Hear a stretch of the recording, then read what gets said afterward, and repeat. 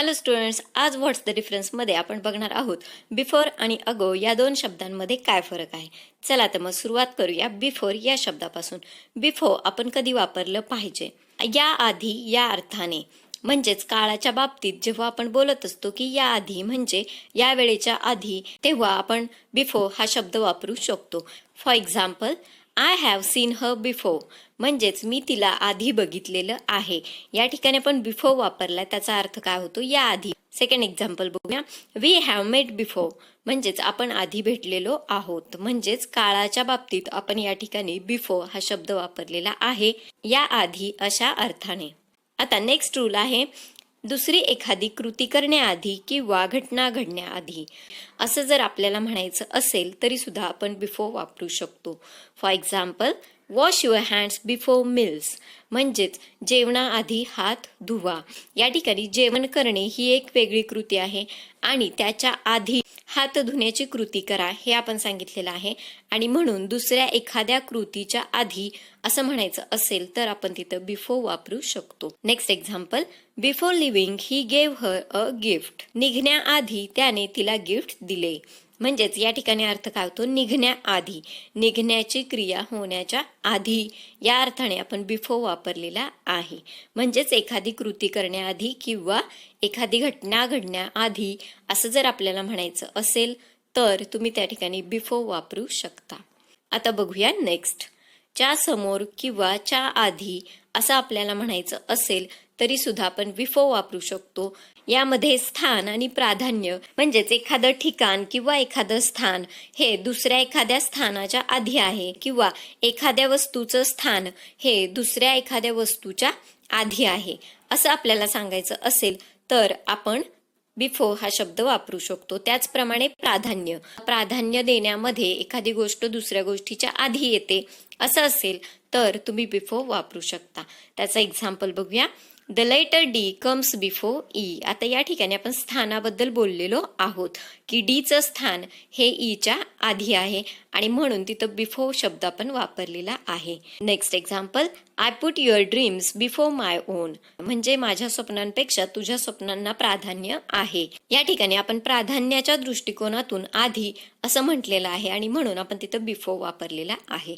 Next example, we have a month before us, आपल्या समोर एक महिना आहे. अशा अर्थाने या ठिकाणी बिफोर हा शब्द वापरलेला आहे.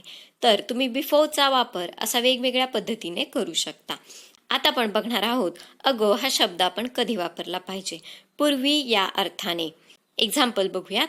आय मेट गीता 3 years अगो, म्हणजेच मी गीताला 3 वर्षांपूर्वी भेटले. या ठिकाणी 3 वर्षांपूर्वी असं म्हणण्यासाठी आपण अगो हा शब्द वापरलेला आहे.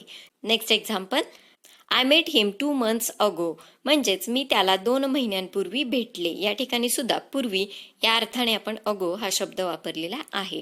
तर हे झालं अगो या शब्दाबद्दल. अगो वापरण्यासाठी हा एकच नियम आहे. आता बिफोर आणि अगो मधला फरक अजून व्यवस्थित समजण्यासाठी आपण एक एक्झाम्पल बघणार आहोत.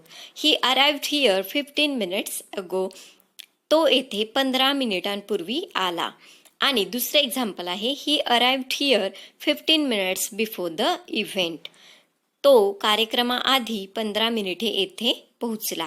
म्हणजेच आता या ठिकाणी काय अर्थ होतोय बघा, तो 15 मिनिटांपूर्वी आला असं आपण म्हणतोय आणि कार्यक्रमाआधी असं जर आपल्याला म्हणायचं असेल तर मग मात्र आपण तिथं बिफोर वापरला पाहिजे. म्हणजेच दुसऱ्या एखाद्या घटनेच्या आधी, दुसऱ्या एखाद्या क्षणाच्या आधी असं जर आपल्याला सांगायचं असेल तर आपण तिथं बिफोर वापरला पाहिजे.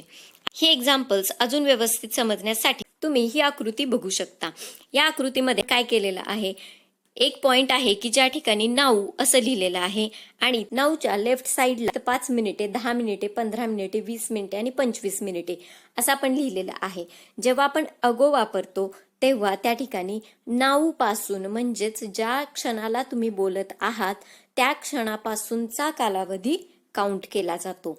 परंतु जेव्हा तुम्ही बिफोर वापरता तेव्हा तुम्ही ज्या गोष्टीच्या आधी असं सांगितलेलं असतं त्या गोष्टीपासूनचा कालावधी काउंट केला जातो. म्हणजेच आपण इव्हेंटच्या आधी 15 मिनिटे असं म्हटलंय आणि म्हणून आत्तापासून 10 मिनिटांपूर्वी इव्हेंट सुरू झाला आणि त्याच्याही आधी 15 मिनिटे तो आला होता, म्हणजेच तो 25 मिनिटे आधी आलेला होता असा अर्थ होईल.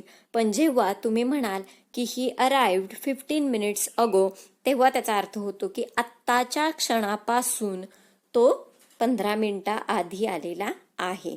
म्हणजेच जेव्हा आपण अगो वापरत असतो तेव्हा तुम्ही ज्या क्षणाला बोलत असता त्या क्षणापासून टाइम काउंट केला जातो, परंतु जेव्हा तुम्ही बिफोर वापरत असता तेव्हा तुम्ही सांगितलेल्या एखाद्या घटनेपासून, म्हणजेच तुम्ही वाक्यामध्ये ज्या घटनेबद्दल बोलत असता त्या घटनेपासूनचा कालावधी काउंट केला जातो. आय होप तुम्हाला हे समजलं असेल. आता आपण थोडक्यात बघूया की बिफोर आणि अगो मध्ये काय फरक आहे. बिफोर हा कोणत्याही काळात वापरला जातो, परंतु अगो मात्र फक्त भूतकाळामध्ये वापरला जातो. याचाच अर्थ असा की भूतकाळामधल्या गोष्टी बोलायच्या असतील तरच आपण अगो वापरू शकतो. बिफोर हा या आधी या अर्थाने काळाच्या बाबतीत वापरला जातो आणि अगो हा पूर्वी या अर्थाने वापरला जातो.